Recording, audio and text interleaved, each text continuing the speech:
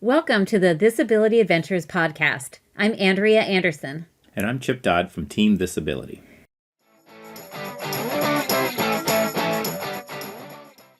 So this episode is going to be a little bit different. We just got back from a trip to Belize, and we want to talk a little bit about that. And then shortly after that, we're going to get into the adrenaline rush put on by Adventure Addicts and two of our teammates, Mark and Mark, who they go by the Skidmarks. But we'll get into that in a minute.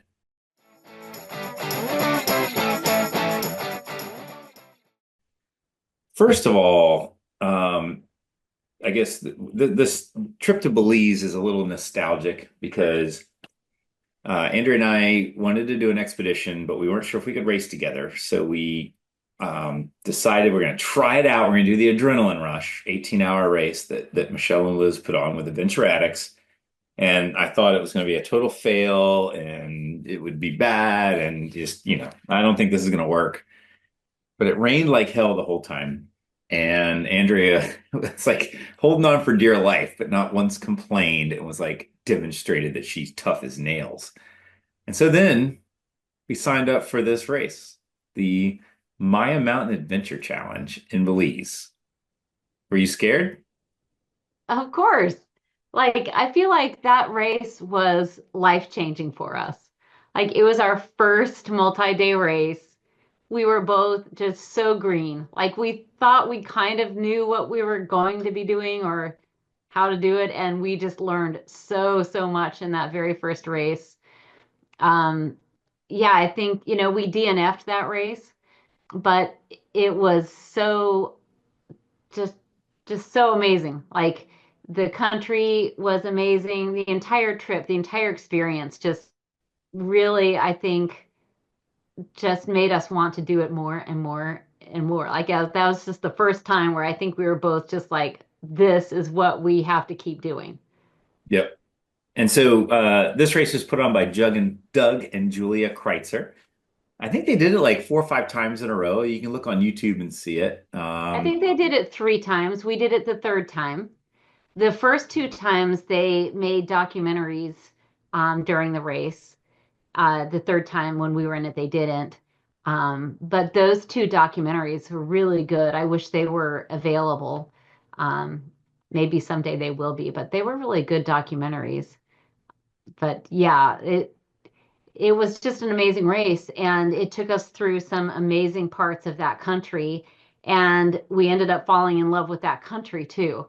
And I'm not sure race directors realize that. I think sometimes that's the intent of the sponsors they get, that the racers will come back and experience the places they were. And it definitely worked.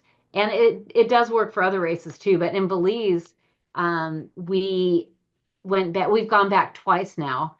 The first time we went back and we took my daughters, and I just thought they needed to experience that type of country. And we ended up staying at a resort that was one of the TAs during the race. In fact, we stayed at 2 resorts that were used by the race specifically. So we went back to those locations. One was Caves Branch, Ian Anderson's Caves Branch Resort, and the Cahill Peck Resort. Both amazing places. Just, I can't say enough about it. Like the Caves Branch has rooms that make you feel like you're in a tree house. But anyway, this is now the third time we've gone back to Belize, and this time we took Chip's parents, and that was really it was quite a fun experience, really different than either of the other 2 times we went. Um, yeah, you should tell everybody some of the things we did. Totally. But for those of you that watch this on YouTube, I'm screen sharing. Hopefully, can you see the screen, Andrea? Yeah. Good. Okay. So just for those of you who don't know where Belize is, I've got it on the screen basically. It's in Central America, so it's not South America. It is to the north is the Yucatan Peninsula, which is Mexico, and to the west is Guatemala, and then to the south, I think, is Honduras. Honduras. It's on the Caribbean or the Caribbean side. I think it's called the Gulf of Honduras, but it's basically it's not it doesn't have a west coast border. Like so if you go to say Nicaragua or you go to Costa Rica, it's got a west and an east coast border.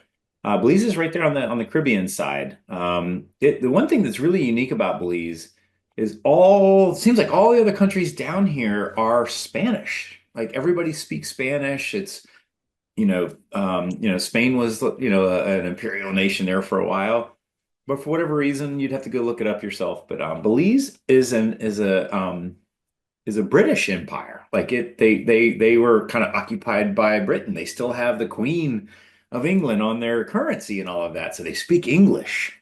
So that's really helpful if you've never traveled internationally and you want to go to a country down there where like everybody speaks English. It's a good country to go to. It's very much considered safe. Um, some countries down in Central and South America can be a little shady at times. Belize is very stable. It's safe. You got to watch your back in any city, any place like that. But just generally, it's a great country to do an adventure race because you don't have to worry about being kidnapped and anything like that usually. Um, let's see, what's the other thing? Oh, the other good thing about this country is the currency is pegged to the dollar plus or minus a few percent. So basically, every Belize dollar is worth 50 cents US. And so it's very easy to do the conversion, and almost everybody, they actually prefer the dollar because then if they do international trade, they don't have to do the currency exchange. So you can go down there with your US dollars. They'll give you change in Belize, but it's 50 cents on the dollar. So it's not that, But keep in mind that doesn't mean that everything you buy is 50% off. no.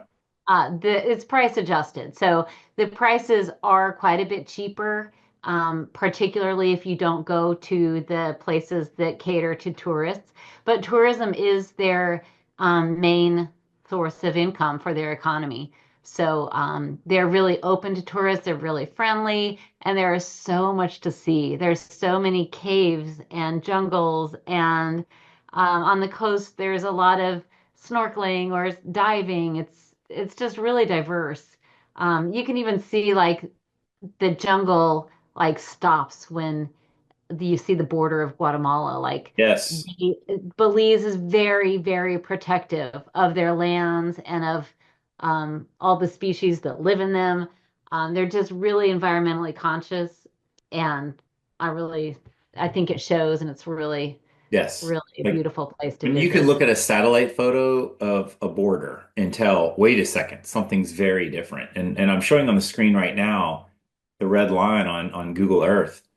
The border of Guatemala, they have stripped the forest and it's all like cleared land and population and cities and all of that. And then you look at Belize, it's like, whoa, there's nothing there. It just looks like a forest.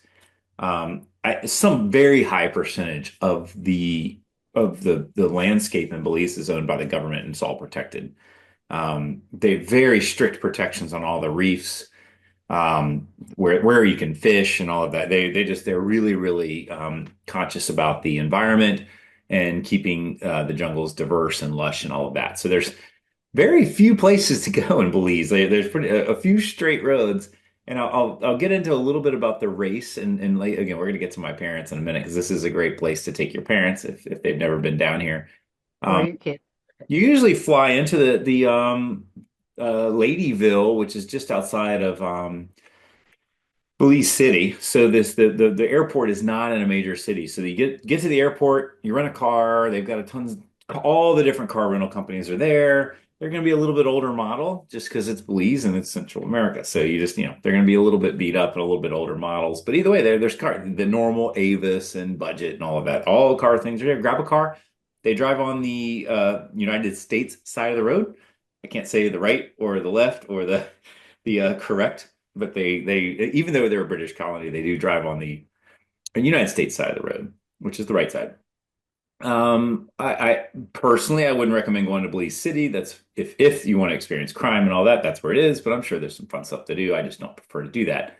The places that we went, both after the race as well as the last two or three times I've been there. Placencia Peninsula is a very I think of this is the Key West of Belize. And so you go down to the very tip of Placencia Peninsula. It is this amazing little town of just all locally owned places, no chains, no big hotels, it's Airbnbs and small little um, villas. This is where all the tours happen. I mean, you can go off diving, you can go snorkeling off to the reefs. You can go do the Monkey River tour, which is super popular because you get to see the howler monkeys and all of that. And just offshore fishing is very popular here. So this is like the big marina on the coast. So that's one place definitely you want to check out if you ever come there. And then there's all kinds of what they're islands, but they call them keys down there. And so we've been to Key Cocker, where we took your daughters, right? Yep. That's way up north. It's north of the city. Key Cocker is, I mean, all the keys. I'm zooming out too far. All the keys, some of them these tiny little islands, like there might be one shack, and then other keys have, um, some population, but maybe no cars and just a few restaurants and all of that. But the further out you go, the deeper the water gets. So if you want to go diving, you want to go snorkeling, they're probably going to take you pretty far offshore on the little boats. But there's gonna be 1,000 other boats out there because that's where everybody goes. So it's super safe, and the guides are all absolutely amazing. And then the next part, we've never been to the north end next to the Mexico part of the border. I've heard it's pretty neat up there, but I've never been. But the other thing is you definitely want to go over to the jungle side. And just so you know, this whole area, as we were just there, the guides were telling us basically this whole area of Central America was underwater for a really long period of time through history. And so the reason it's limestone is basically that's um, while it was underwater, this is all the crustaceans just falling and falling and falling. So it's basically old reef. It's just it's ocean sediment that's very porous, and that's where all the caves come from. So as this popped up, when you go to the center of Belize, like Andrea said, Caves Branch is an area extremely popular because there's a ton of caves. And you go there and you can tube through caves. You can see Mayan burial grounds in the caves, Sacramony. What do you call them? Not Sacramony. That's not it. Uh, Sacrificial yeah, places. sacrificial. That's what I'm trying to get at. Like they did sacrifices in the caves and all of that because they believed that the gods, lived underground and blah blah blah. It's amazing. Got to go there. And then also the bigger city on the west side, over there on the Guatemala border, is San Ignacio. That's also a great hub to do any tourism. There's a ton of resorts and stuff all over the place, even high dollar stuff where it's glamping and there's stuff in the jungle, there's stuff right there on the road in the city. And there's all kinds of Mayan ruins all around. Shenantanich is a very popular one just southwest of San Ignacio that we've been to now a couple times, but there's Mayan ruins all over Belize. Really, really cool history. Most of it's was 750 to 900 AD. So very, very old and well preserved.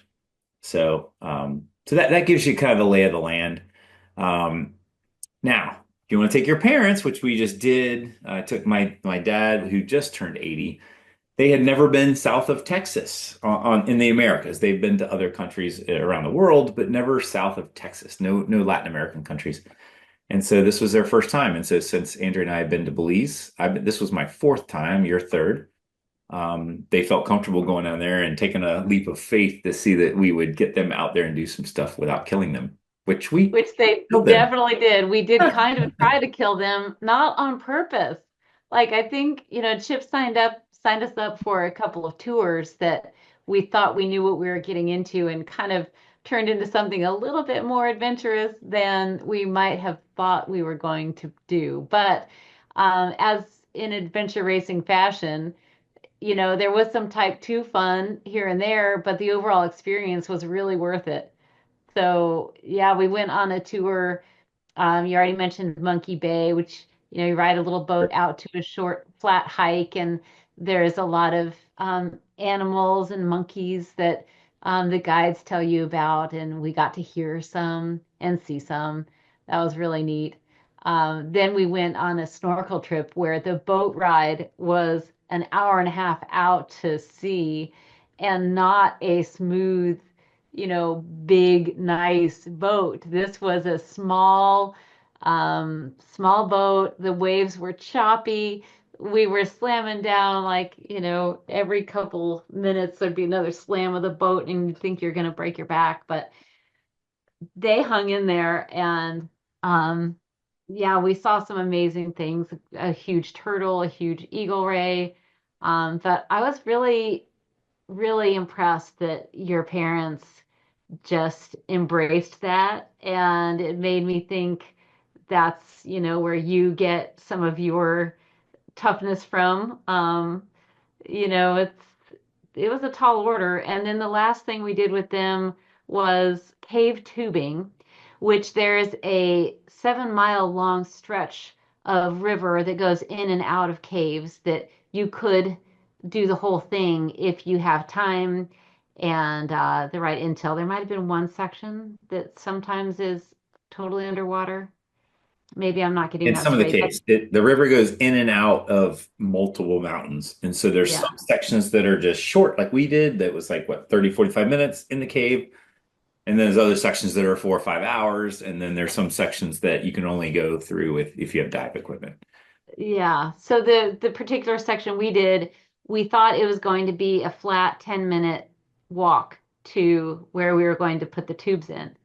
Well, an hour and a half later, we made it to where we put the tubes in, and that's a long haul, and it was a rocky road. We had to cross a river that had a rope across it. And all this time I'm thinking, I just want them to have fun, I just want them to be okay with this. And there was no grumbling, everyone made it. We took our time and had a really great experience. And our guide was just really gracious and just a really, really fun time. But we would have never known about any of this if we hadn't gone to that first adventure race. Like Yep. there was a rappel in a cave that we did during that adventure race.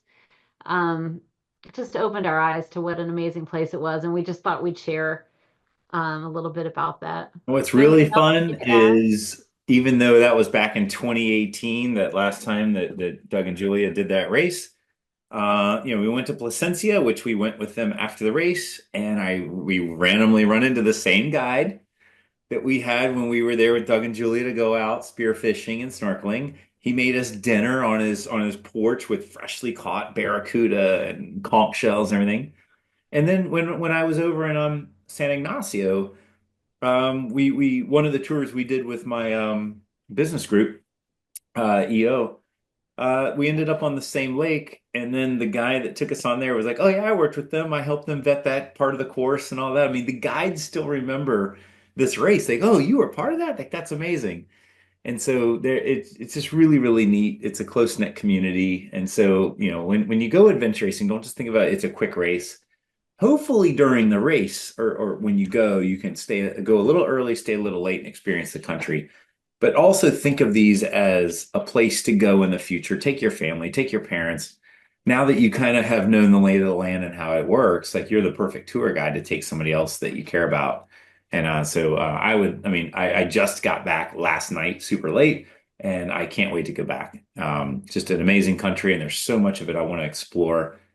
Um, yeah. It's really fun too to take people who aren't usually as adventurous in their everyday life to go to a place and have them trust that you're going to be able to get them through the situation. Like we're really outdoorsy people, obviously. Oh, But so I think that makes it so that other people might put their trust in us to be able to do an adventure like that. And I'm glad your parents did trust us. And of course, my kids had no choice but to trust us. But it's really fun to step outside your comfort zone and see other people do that and help them do that. And I think, your parents did that. My kids did that when we were there. We did some really unique things. And it was, we just learned so much from Belize, just a wonderful country. So we thought we'd share that. And we were not able to do the adrenaline rush this year because we were in Belize. So we wanted to hear about that race. And We're racing with Michelle in Morocco next month, and she's the race director for the Adventure Addicts Racing. And so that's what you'll hear next on our podcast. So thanks for listening.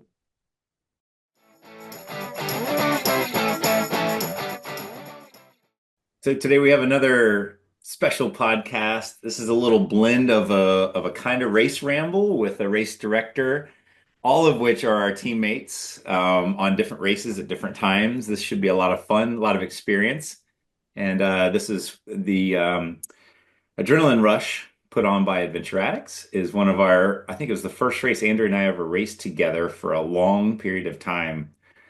And that was basically the gateway drug to our expeditions moving around the world that brought us to Yeah, where we are today.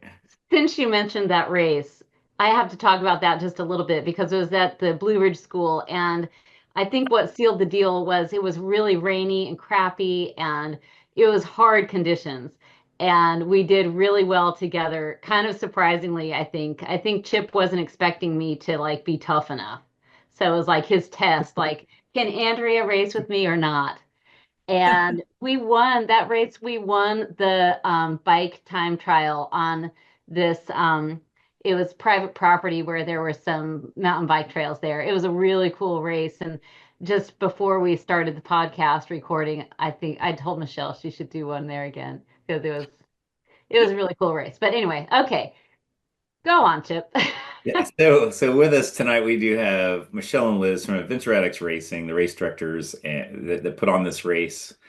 And then also we have our teammates, Mark Bolyard and Mark Miller. Mark Miller just did the C2C with us, and we got pretty high ranked in that one. It was pretty good. Second place overall. I was impressed.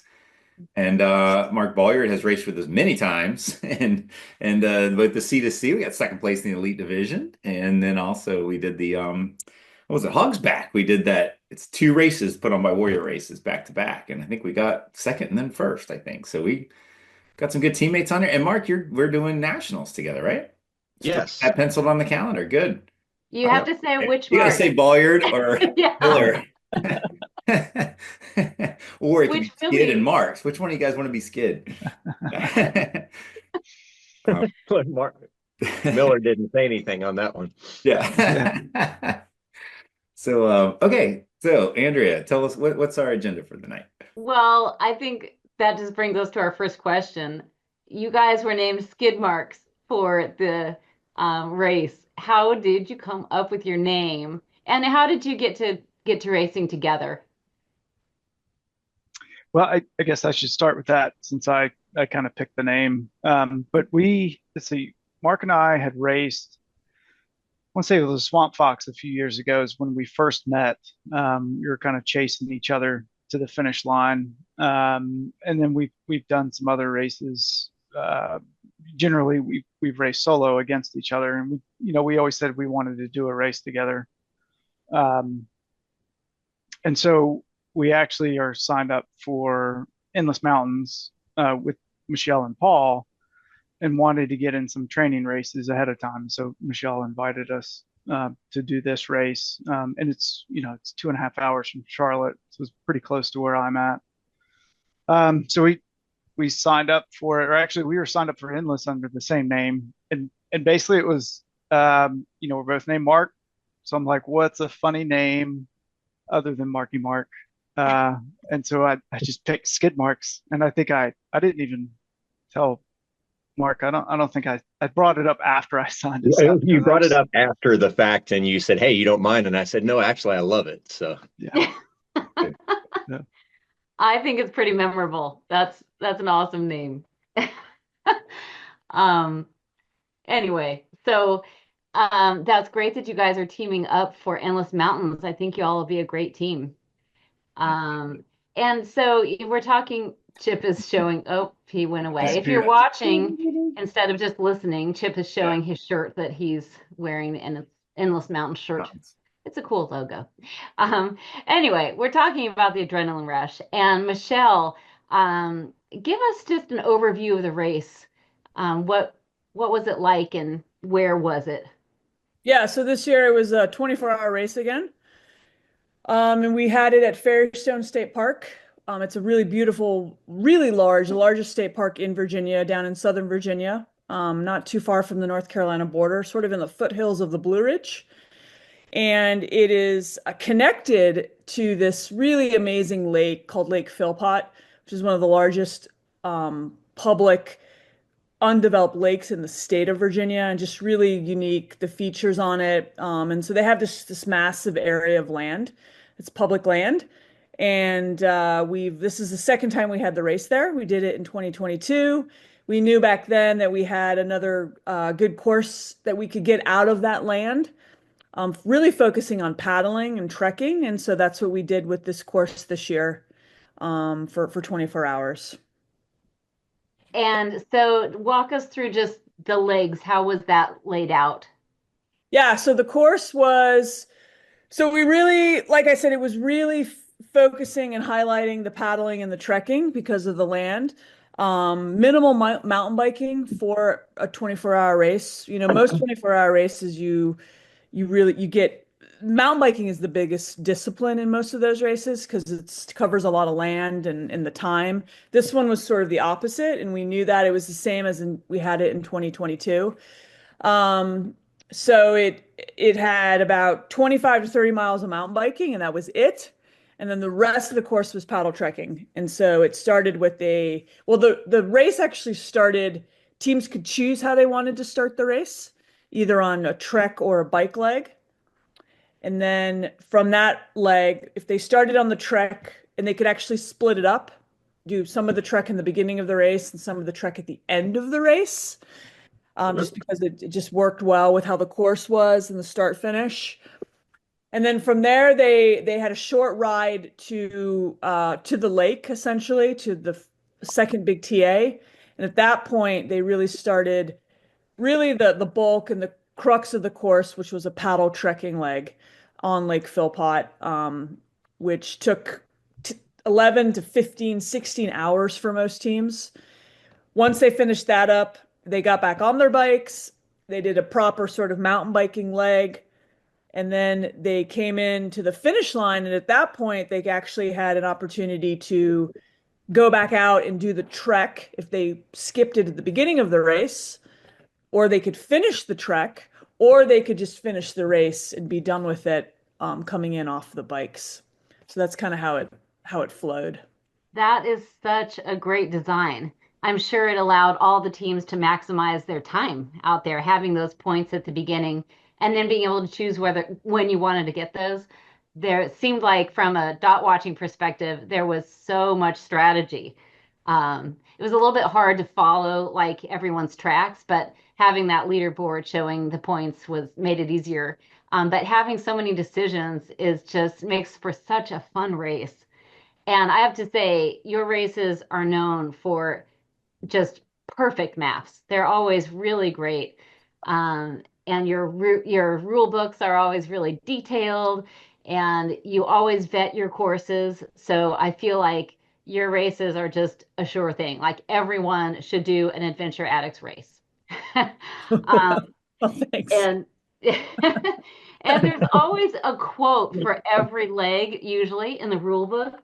And for the Trek Leg 1, it's, "Damn, these are some fine looking maps." Yeah. And "damn" is spelled DAM, of course. There must have been a dam that created this lake. Yeah. Clever, funny.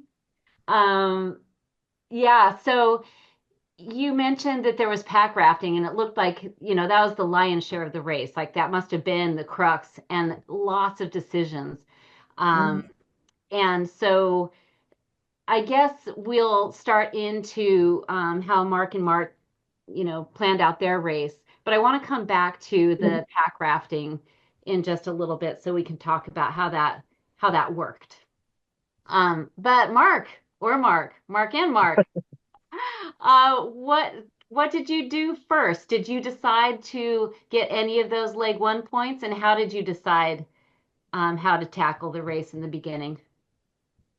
I think Mark can probably say a little bit more, the other Mark, but we decided to go on the bike leg first.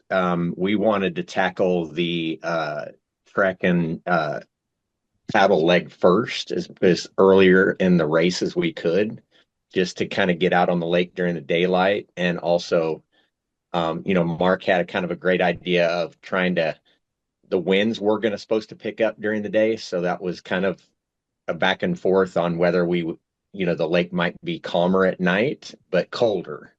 Yep. And so we decided to go ahead and do the leg first. And that's why we went up north first, was trying to coordinate with the winds whenever we would be in the lake. And you guys had good weather the whole time, or were winds a big factor? Go ahead, Mark. Well, I was going to say, getting back to the decision making, it was nice, beautiful during the day, clear, fairly clear, but it was really windy, with some especially towards the latter part of the afternoon, the winds got really high, especially on the large open parts of the lake, to the point that it looked like a downburst almost. You could see the water like mist getting picked up with the wind, and wow. I feel bad for some of the solos, but we just saw them spinning in the wind because they couldn't keep their boat straight. So, and what time did the race start? 10 o'clock. 10 a.m. And you wanted to get on the water as soon as possible because you thought the winds would pick up. Yeah, okay. They were expected to pick up around 11 and really just progressively get worse until, late afternoon. But it was also going to get cold, like in the 30s. And so we knew we probably didn't want to be on the water. And that was early in, the 4 or 5 a.m., right before sunrise is really when it got cold. So we didn't want to be on the water at that time. Okay. And we knew the wind was blowing, out of the west to the east. So we tried to hug the shore as much as we could. We planned our route so the wind was somewhat at our back, or at least not in our face. And so just had I pulled up play the it safe. tracker just because I wanted to understand what sections were what. So you started on bike. Is the bike this red section? You've got the PDF, the race I have the rules wrong screen. Doesn't that figure? Yeah, so the bike was just a very quick 7-mile ride to the TA. And I think on the tracking it might have been green or red. Yeah. Okay. Yeah. So that's the first biking leg. So you're basically just getting to the water. Yep. Okay. All right. So then you get on the water and points are everywhere. Yep. Mark Bolyard, tell me, I know you guys were thinking about the wind, but you went north first? Yes. And how did it go? Overall, and I think, I credit, Mark, he kind of led the navigation, although we both had a map. So we co-navigated most of the race. But we, nav'd right on. So we decided to get out on the lake, and then we were going to go across over to, I can't see the points myself on this, but on the other side of the peninsula there, we just kind of wanted to go across onto the peninsula, get into the land, and then we just kind of trekked all the way up north to the very tip up there, and then got back out on the boats there, and then just kind of worked our way back down. Because I think the thinking was the winds were coming in from the west, and so kind of like northwest a little bit. So we wanted to get up north and then come down where the winds were helping us. That seems really smart. But I guess then you weren't in your boat that long before you were taking it back out and putting it on your back and doing quite a big trek. Right. Is that what I'm saying? Yep. Yeah. Yep. And how did those transitions go for you? Good. So, this is my first time using a pack raft in a race. And it's a new to me pack raft as well. What type is it? And it's the MRS Barracuda Pro. Oh, yeah. Those best. Yeah. Did you use the fin? Yeah. Did you use the fin or Oh you? yeah. Oh Oh, yeah. good. Yeah, the fin would really Yeah. help in high winds. Oh yeah. Yeah, there were just a few times where the wind was just, I mean, it was white caps on some sections of the lake. And so that was a little bit hard to keep the boat just pointed in the right direction. But I mean, you're kind of like a Mark sail every out once there. in a while would just say, because I just was paddling, so I couldn't see what he's doing, but every once in a while I could feel. I'm like, Mark, do you need me to steer on one side more than the other? And he's like, yeah, I've been steering on my left side for like 30 minutes straight. So Yeah. Yeah. Um, yeah. And then, it's our first time racing together too. So, um, that we definitely probably could have gone faster, but I think overall we did pretty good in terms of time. We didn't kind of fuss around or anything. We just kind of, I kind of handled the pack raft since it was mine, and I kind of knew how to inflate it. We had a little air pump that kind of made short work of inflating it.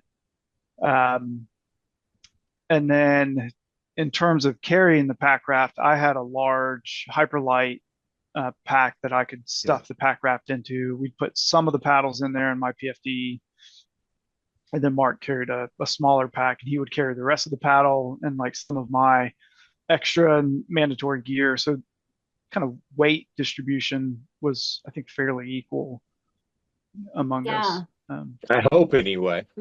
Yeah. Right. And it seemed like a good strategy would be inflating and deflating as little as possible. So Yeah. you got a few points that were right on the water, but you had to trek to them, but it saved you time. Was it difficult deciding where you were gonna put in and take out and when to wrap it all up and hike?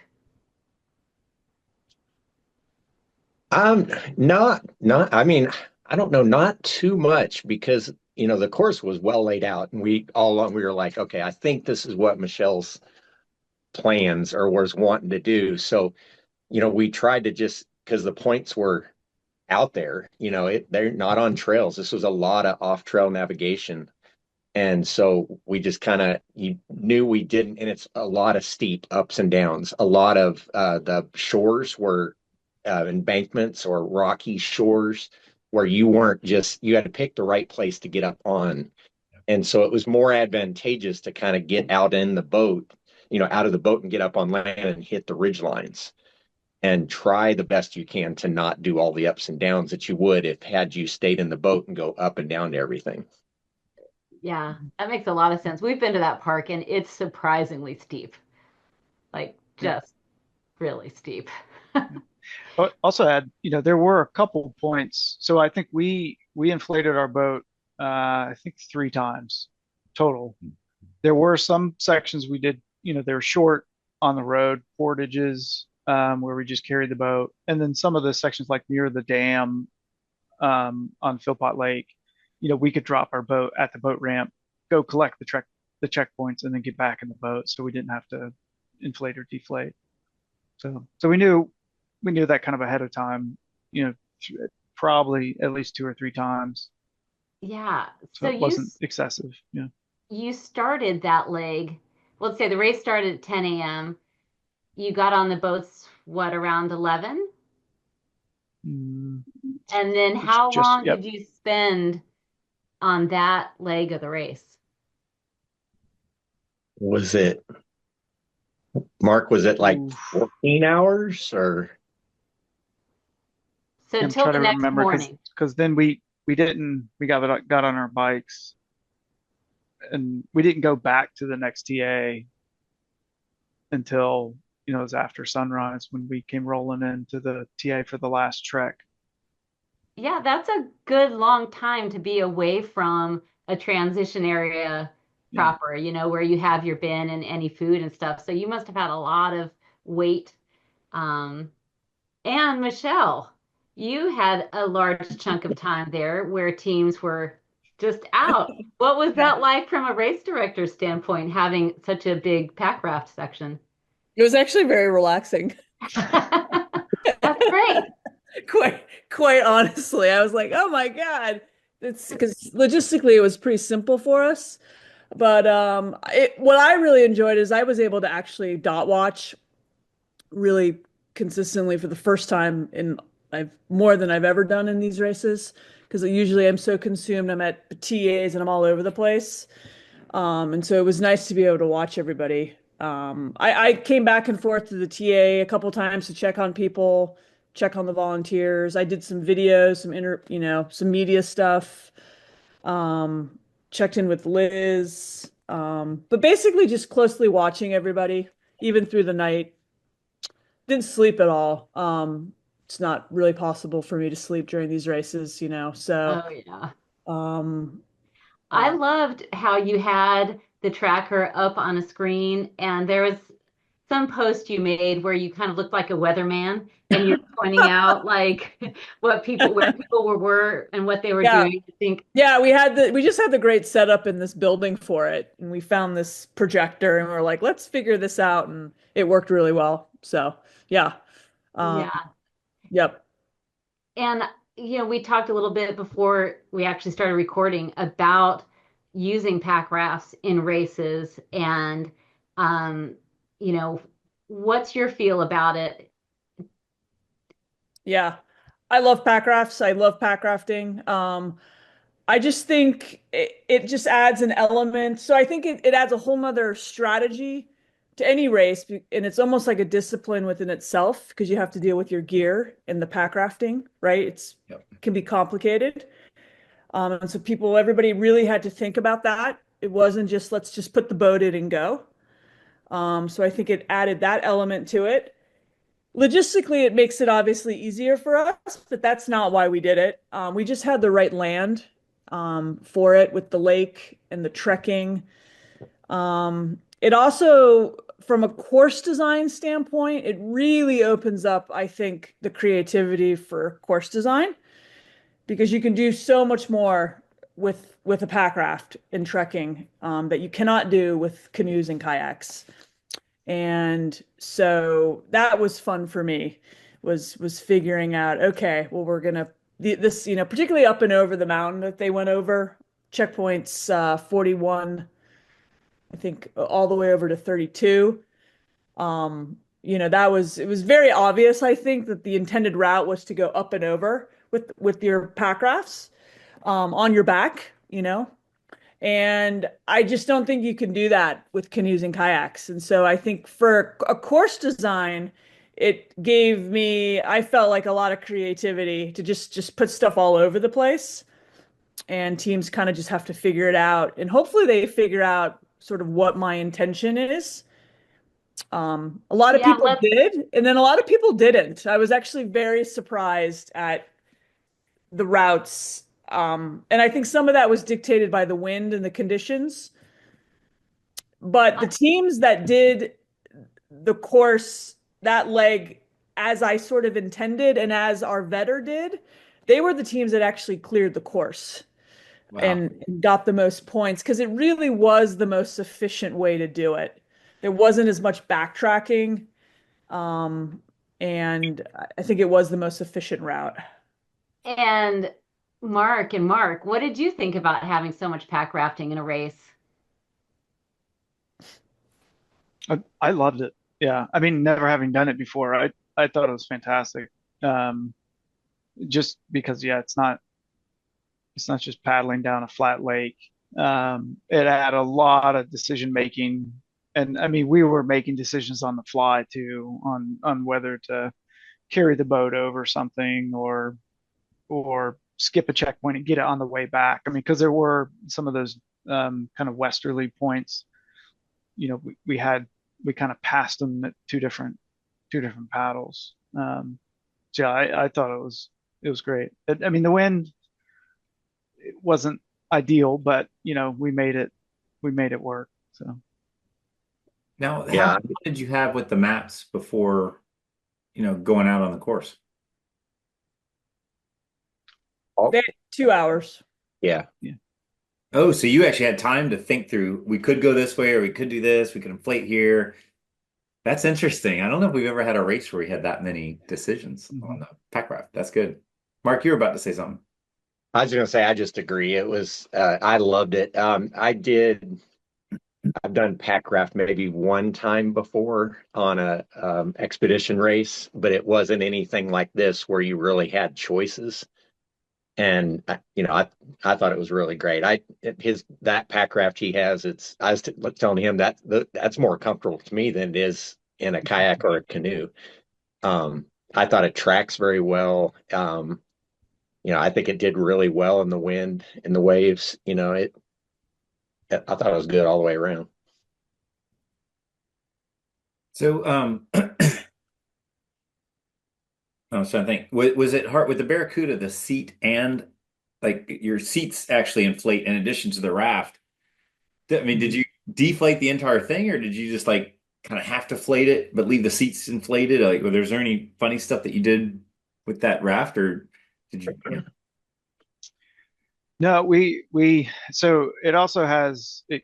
We could have had a deck on it with skirts, but we Yeah. decided not to from a weight perspective. But no, the little pump I have, you can deflate it as well, and so it just kind of inserts into the Boston valve, and then switch a little valve on it, and I can inflate the seats, and then do the same. I actually would deflate them fairly quickly to get as much air as possible. And that way we could roll it up kind of in a very quick manner without really thinking about it and then put it into the hyperlight pack. Yeah. So I didn't have to worry about it catching on, briars or anything.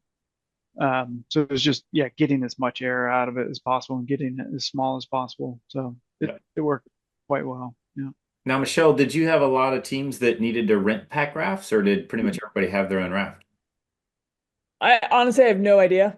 I think everybody we didn't get that information. We highly, highly recommended a pack raft. That's sort of what was intended for the course, but teams could bring canoes. We had one or kayaks. We had one solo racer bring a kayak, and then one Matt Wilson, I think, and his teammate Maria, they brought a blow up kayak. Ah, And we basically just let people know ahead of time, listen, if you don't have the pack raft, it's going to be very difficult to clear the course. I mean, it's just that simple. It was not clearable with the pack raft, I don't think, in the 24 hours. There's just too much out and back, too much paddling. And it was really just came down to what their expectations and goals were. And we made it very clear to everybody, and people decided and chose what they wanted to do. And we were happy that, like I said, I think everybody but two teams had pack rafts. I think it's a great way to get people into doing longer races too, because it seems there's a trend that the bigger, longer multi-day races are requiring pack rafts. And to get experience using them, it's great to have a shorter length race to, get your feet wet with them, literally. I'm sure your feet were wet the whole time. yes. Yeah, yeah, I just think that would be, a really useful skill that sometimes shorter races, you don't get a chance to try that out until you've signed up for a big multi-day race. So I think that's pretty neat. Now, was Um, there any rule against swimming? Just curious. Yeah, no, swimming wasn't allowed again. Okay. Because That, look that at isn't our that wasn't our rule. yeah. I know we had that in 2022. That's actually was the lakes rule. They were very adamant about it, just the water temperature. If it was high summer, it could probably be a different story, but swimming was not allowed at all. Yeah. Okay. Just after we did the Buff Betty where there was like a couple swims that were Yeah. incorporated, I wasn't sure because this course that you designed was brilliant, but I was looking at it going, I wonder if I would have swam that instead of pack raft. Yeah. It was also 101 degrees at the Buff Betty. That's true. And the water was bathwater. Yeah. Well, we did mention a couple times where we were like some of those other solo boats and stuff, and when it got choppy, we were like, we did not want to be in the water. Yeah. It was cold. Yeah. Okay. So also with pack rafting, I feel like there's so much weight that's added when you're on foot. Did you have any difficulty choosing what to take and what not to take based on trying to minimize how much weight you were carrying? Well, I mentioned, we didn't take the deck. and the skirts and all that to reduce weight. And we kept the gear that we did take to the bare minimum. I mean, we carried our required gear and then, just enough to keep us warm or warmish. We got cold a few times in the night towards the end. But what about food? Yeah. Did you have enough food? Did you run out of food? Did you wish you had different food? And what food did you take?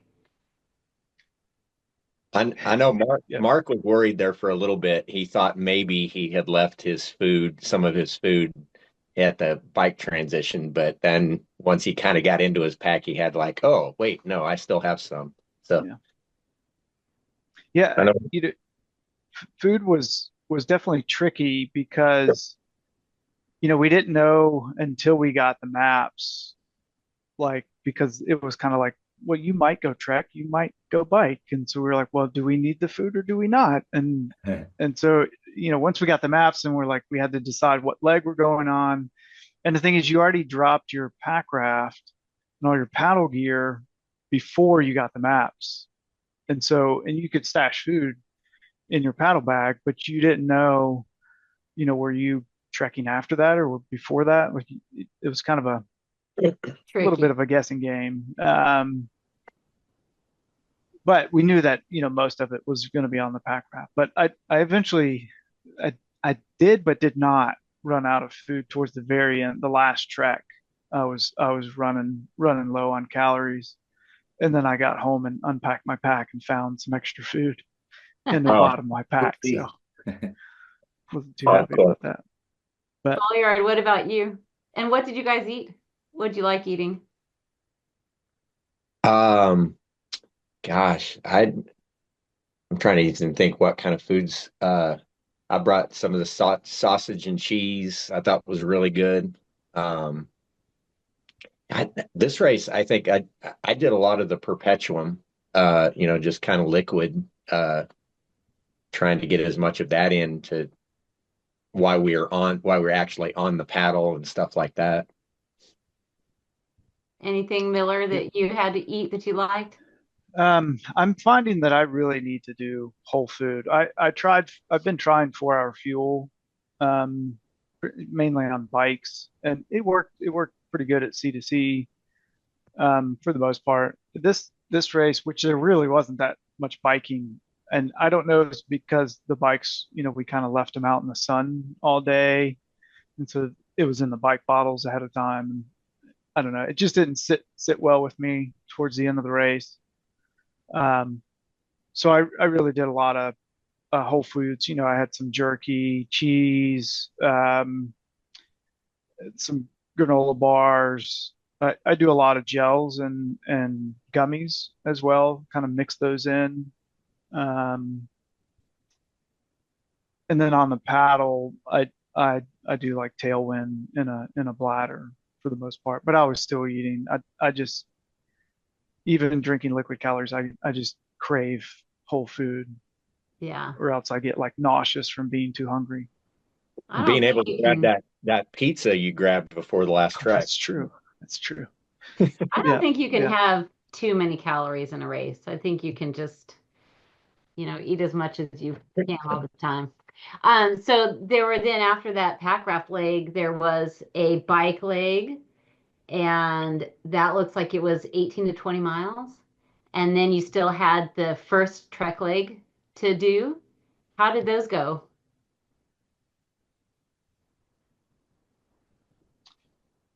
I'll let Mark take it, because he did have some bike trouble kind of during the race.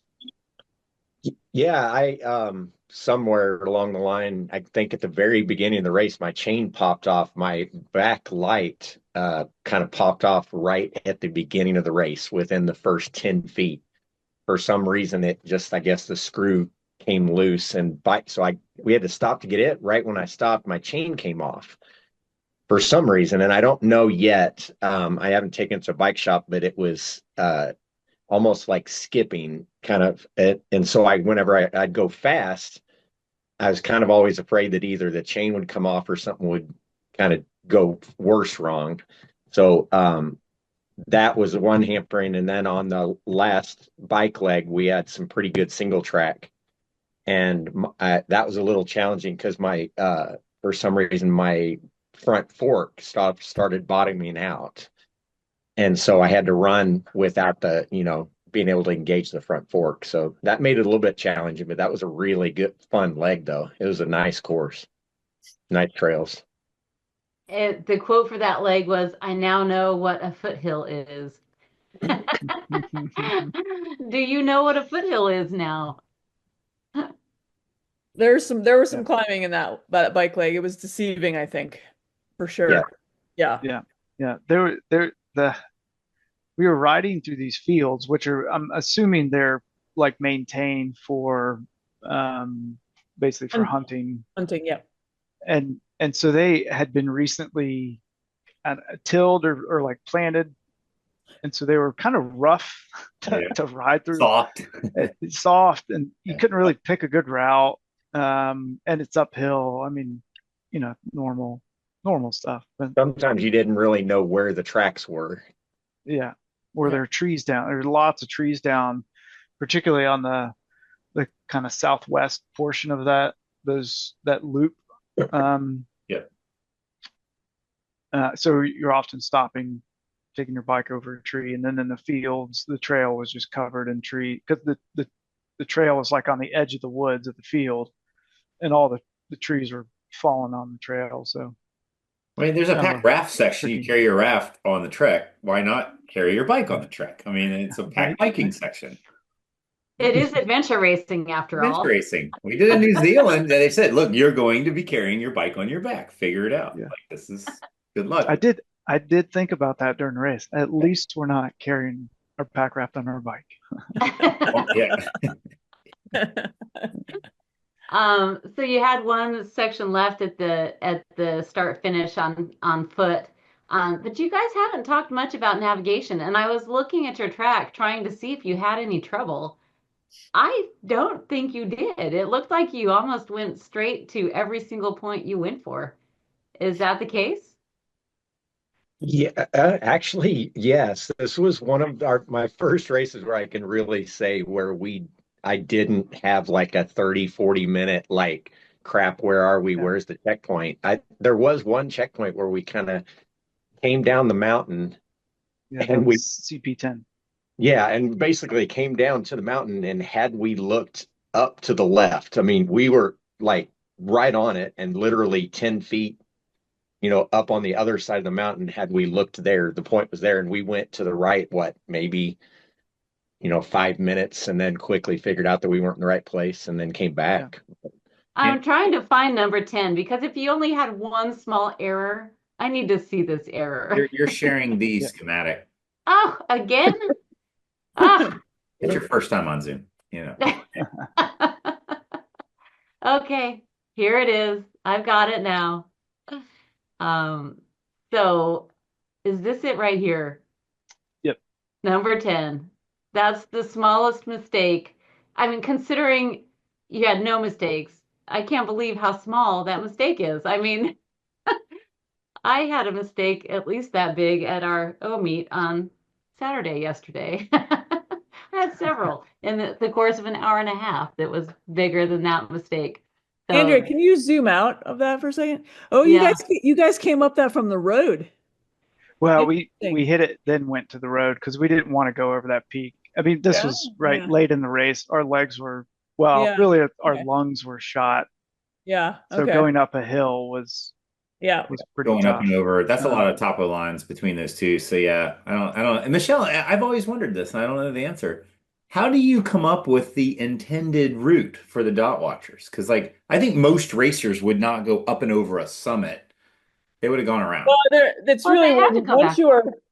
So I did it. I intended to do it the other direction. I think that they did it in. Okay. 9 to 10. And once you were, 9 to 10, you were high up. You just follow the ridge, and then you just go down. And then, down and back up again, or back up to the road, actually, was another route choice that people had. So the intended route, I would I sent this to Mark, and this was my route. And then so we had the course vetted, Yeah. and I had the tracking. I had the Garmin track from our vetter, and so I looked at what he did, Mhm. and a lot of it compared to what I did or would do, and so that's where we came up with the intended route. Cool. And then Mark Harris can put it on there. Yep. The dot walkers. Yeah, that's cool. Yep. You can send it to him, or he'll do it himself, but I think it's easy to just send it to him. Yeah. So tell us about that last leg that you guys did. Well, first and foremost, me and Mark were having discussions prior to that because we didn't know where we were in the standings for sure. Ah, Didn't really know how long that leg was going to take. And coming into it, we were kind of thinking, okay, at this point, we're going to have to kind of cut some points. Just we were running a little close. And then we got there, and Michelle's like, yeah, we think you guys are in fourth place. We think you guys can clear it. And, we were already, so we redlined that final trek leg. We Yeah. our heart rates were pretty high. We were running as much as we possibly could, and that last little trek leg, it was not easy by any means. so you ran and you had no mistakes. That's pretty impressive. Yeah. My heart rate goes up and like get dumber as the as the numbers go up. Uh, And yeah, you and only left those 3 points out there on Stewart's Knob. 4. So we were pushing up the hill to 6. We had roughly 15, 20 minutes left. And we were just like, well, we're Both of pushing our lungs our, were yeah, like we were going done. no. And we told ourselves we need to be, crossing the water back over with at least 10 minutes to spare just in case Yeah. something happened. And it was really steep to get up to 6. So we were just like, let's just turn around. We don't know how far. We can't see the trail. I mean, we think we're still pretty solid for fourth, so it's not gonna make or break the race. So Yeah. we turned Well, back. well, Mark, I haven't talked to you since then, but something I had a thought was I didn't pay attention during that reading the rules in the beginning that there was five, if you late by 5 minutes, you lost 1 point. So, and I was thinking timing wise, had we gotten up to the top, I don't have a map in front of me, but had we got up to that point and then got up to the top and could have ran back around, had we came in within the 5 minutes, yes, we would have lost one of the points, but could have we gotten more if we would have taken that extra 5 minutes? It might, I don't know. It would have been really close no matter what. No, that loop would have taken you 20-25 minutes. Okay. Yeah, Yeah. I think you guys made the right decision for sure. well, you had about 16 minutes on the clock. That is cutting it pretty close. Yeah. Yeah, but if you're Yeah. not penalized for the first 5 minutes, then, No, as a point. Oh, so the minute you're late, you lose a point, and then the next Yeah. 5 minutes, you lose another Yeah. point. Okay. Yeah. Okay. Yeah. So the worry would be that you'd lose 2 points. Because if you lost one, you're just losing the point that you went for. So it'd be kind of like a wash. But if you're more than 5 minutes and you lose 2 points, yeah. Yeah. Either way, congratulations. Fourth overall. I don't know how the divisions played out, but I know you were the first two-person male team. I think there was another male team ahead of you and a couple of co-ed teams ahead of you. There was also a huge showing of women in this race. I thought that was really cool to see 3 or 4 all women's teams, and I think quite a few new racers to that length of race. So, Michelle, did you know, or was that part of your goal as a race director? Having new to 24-hour folks coming? Not honestly, not necessarily. It wasn't the this wasn't a race really designed or intended for beginner racers. But it's great and obviously fantastic to see that. A couple of the racers we knew quite well and had been doing a lot of races over the years and wanted to step up. And I think maybe they just felt comfortable doing it with one of our events because they know us and feel comfortable out there with us. So I'm certainly super glad that they did. They all did amazing. This was a really difficult race to do as your first 24-hour, I think, particularly because of the pack rafting element. And so kudos, yeah, to all of them.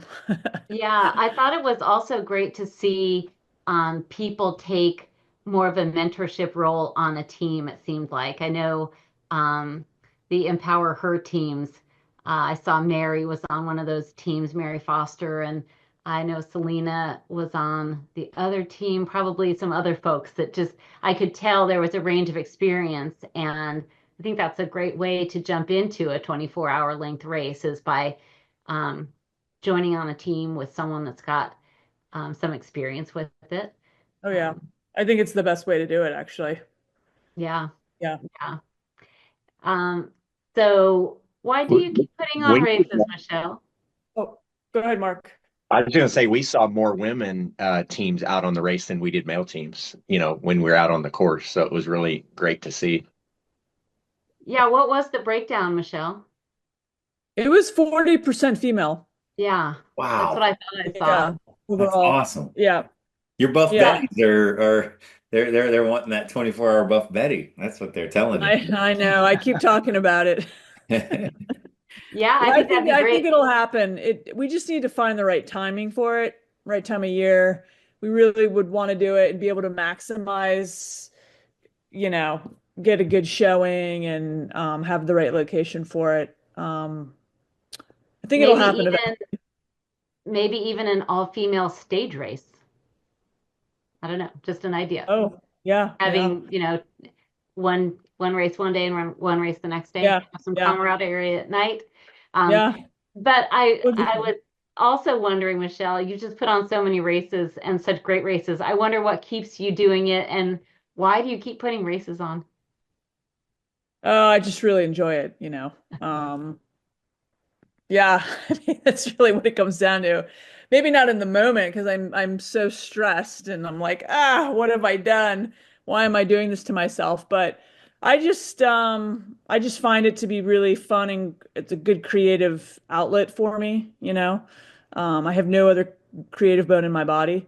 And this just I love exploring and seeing new places and just it's like a game and a puzzle and putting it all Yeah. together and feel like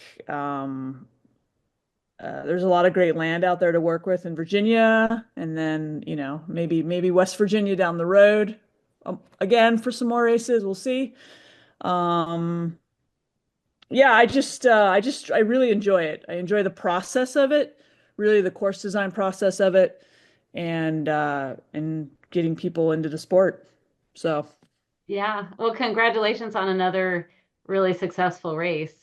yeah, yeah, That's good. really great. Mark and Mark, why do you keep racing?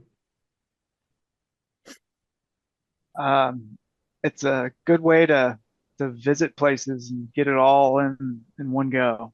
Yeah. It's like going on vacation. You get to see way more. I mean, you suffer a little bit, but it's a good way to experience it. And I like the mental challenge aspect of it, certainly. And this race definitely lived up to some good expectations in terms of route choice, great maps, good we had good competition out there.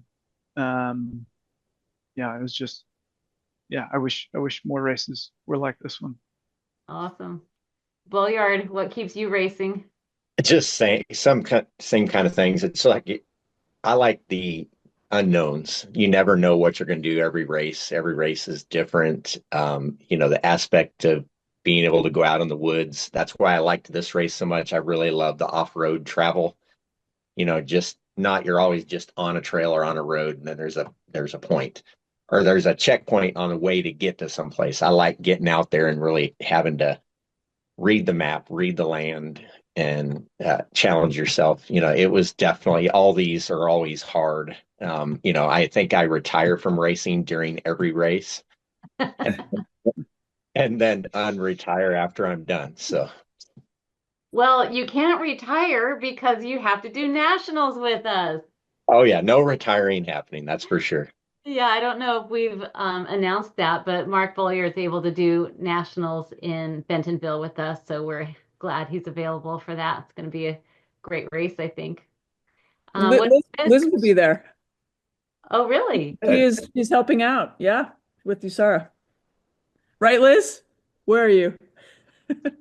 I'm Yeah, going you'll see her there. She might have already seen the race course. I'm going to be working volunteers in logistics. Yep. Okay. Well, we need to see Liz. Liz, you need to show your face.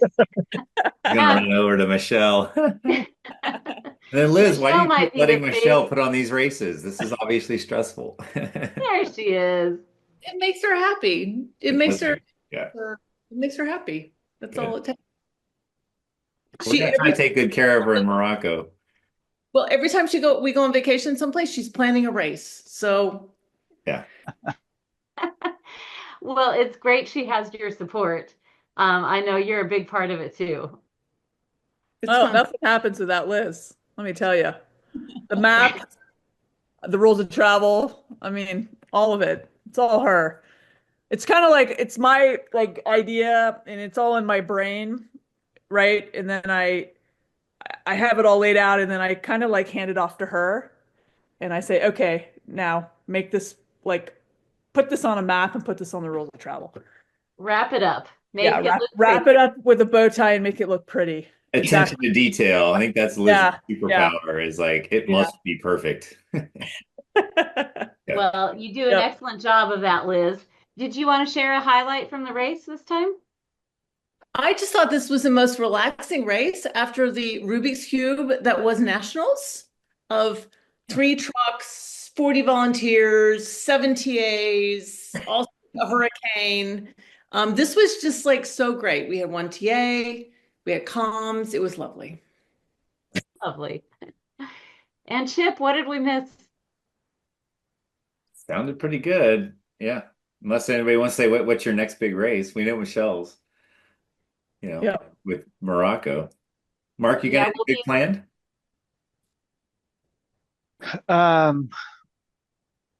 What is my next race? It just changed, actually. We were supposed to be doing the Rev 3 50 hour in Knoxville, but that got canceled. Oh, But we signed up for Epic Good. the same weekend. So Who's we? me and Matt Getz with In-Cars. Oh yeah. So we've done all the Rev 3 50 hours together. So we figured there was a spot open, so we'll be up there. And then what's after that? The Cerebus stage race. Yep. With Paul, while y'all are in Morocco, which is why Yeah. Michelle can't be there. yeah. That And sounds then fun. Endless. Yeah.